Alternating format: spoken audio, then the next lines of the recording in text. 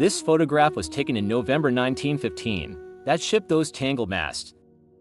That crushed hull is the Endurance.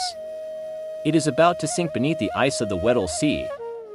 Ernest Shackleton's mission to cross Antarctica on foot was over. His new mission: get 27 men home alive. He had no ship, no radio contact with the outside world, and no rescue coming. Ernest Shackleton was 41 years old and had already survived one Antarctic expedition. He was not the most technically gifted explorer of the heroic age. That was probably Amundsen, who beat Robert Scott to the South Pole, but Shackleton had something rarer. He understood people. He knew how fear works, how boredom works, how men in extreme conditions need routine more than hope. That understanding was about to be tested beyond anything in the history of polar exploration. The Endurance entered the Weddell Sea in December 1914. Within weeks, pack ice closed around the hole. The ship was frozen solid, not like a ship froze into a dock, but encased, gripped, the ice moving with the ship as if it had swallowed it whole. For 10 months they drifted, hoping for a thaw that never came. Shackleton kept the men busy. He organized football matches on the ice floe. He scheduled scientific work. He maintained meal times with almost absurd. By October 1915, the pressure of the moving ice had begun to crush the hull. Shackleton ordered the men off the ship. They watched from the ice as the Endurance groaned, listed, and on November 21, 1915 slipped beneath the surface. The men stood in silence. Shackleton, by multiple accounts, said nothing for a long time. Then he turned to the crew and said, "Ship and stores are gone. So now we'll go home." What followed was 5 months of waiting on a drifting ice floe, pulling 3 lifeboats on sledges, eating seal meat and penguin, sleeping in tents in temperatures reaching -30 Celsius. Shackleton's strategy was almost counterintuitive. He made life as normal as possible. He kept the same meal times. He assigned the same duties. He confiscated items he deemed morale risks, including a Bible, reportedly retaining only the page with Psalm 23, and had men burn unnecessary equipment to lighten the low. When the ice broke up in April 1916, Shackleton launched the 3 boats into the open water. After 5 days of brutal sailing through ice-choked seas, they reached the barren rock of Elephant Island, the first time the men had stood on solid land in 497 days. There was brief celebration.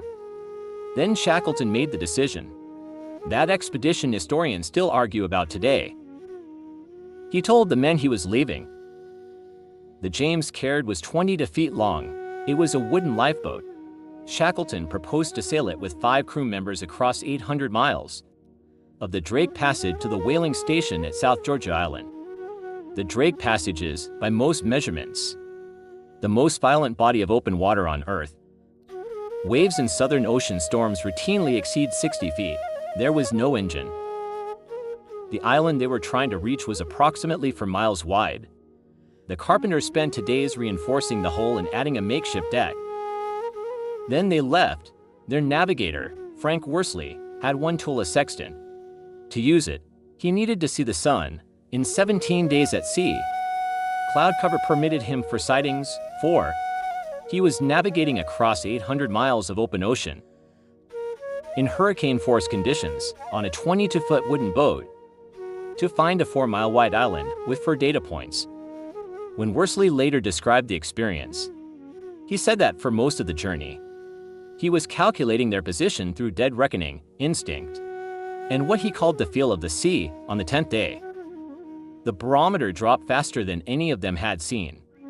What followed was a hurricane that Shackleton later described as the largest wave he had ever seen. A moving mountain of water that they spotted only by a break in the clouds above it. The James Caird rode up its face, hung at the crest, and came down the other side. All 6 men survived. The boat survived. 2 inches of ice had formed on every surface, so heavy it had nearly capsized them 3 days earlier. Shackleton had ordered the men to chip it off in turns, on their hands and knees, in the dark, in a storm, on May 8, 1916, 16 days after leaving Elephant Island. Worsley spotted South Georgia Island through the clouds. They had found a 4-mile-wide target across 800 miles of the world's most violent ocean. With 4 sun sightings on a 22-foot wooden boat, they landed on the wrong side of the island, between them and the whaling station at Stromness in unmapped mountain range. No human had ever crossed. Narrator Shackleton took Worsley and one other crew member. They had a ship's carpenter's adze, 50 feet of rope, and a compass. They crossed the range in 36 hours, navigating by moonlight when they had to, glissading down steep snow slopes on the adze. When speed mattered more than safety, at one point, exhausted and losing visibility in advancing dark, Shackleton made a decision that mountaineers still study. He chose to descend a water full of ice rather than risk being caught on the open ridge overnight. At 7 a.m. on May 20, 1916, 2 children playing near the Stromness whaling station heard a sound they didn't recognize, a whistle. Then 3 figures appeared on the ridge above the station and began to descend toward them. The children ran to get the station manager, Thoralf Sorel. Sorel had been in Antarctic whaling for decades. He knew every expedition leader alive. He walked out to meet the 3 men and did not recognize them. They were gaunt, black with frostbite, their hair matted, their faces unrecognizable. He reportedly stood looking at them for a long moment. Then he said, "Who are you?" And the middle figure said, "My name is Shackleton." 3. Rescue attempts to reach Elephant Island were blocked by pack ice. On the 4th attempt, August 30th, 1916, Shackleton broke through on the Chilean steamer Yelcho. As the ship approached the shore, he stood at the rail and counted the figures he could see on the beach. There were 22, not 21, not 20. 22. Every man he had left behind was alive. He had been gone for months. In 10 days, the 28 men of the Endurance expedition went on to live full and largely ordinary lives. Several served in the First World War, which had begun while they were locked in the ice. Worsley became a decorated naval commander. Shackleton launched another Antarctic expedition in 1921. He died of a heart attack on January 5, 1922, aged 47, anchored off South Georgia Island before the expedition had reached the Antarctic continent. His wife asked that he be buried there. He is. The Endurance itself was located on the seabed in March 2022, nearly perfectly preserved at 3.8 meters below the surface, its name still legible on the stern.